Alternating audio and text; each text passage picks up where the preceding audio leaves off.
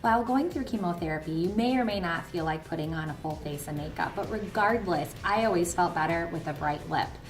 To have the best bright lip, I found some great products such as an exfoliating lip scrub from Lush Cosmetics. You can order this online or make your own at-home lip scrub from a little bit of coconut oil or olive oil and put some sugar in there.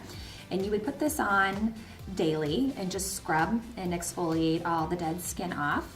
Once you've done that, you can put on just a basic chapstick, something that's going to moisturize those lips, and then let that set in for a few minutes. You can skip this step to keep things super simple, or if you want to make your lip extra bright and long lasting, I recommend using a lip liner. You can use either a completely neutral color that's the same color as your skin tone that gives you a completely blank canvas, or you can start with a bright color pop, and this is going to make that color pop a little bit more. Again, you can skip this step, but just makes it extra long lasting. Then we move on to the bright lip.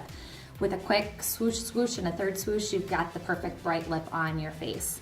I felt so much better just with a lipstick on. Sometimes I put no other makeup on, but a bright lip always cheered me up.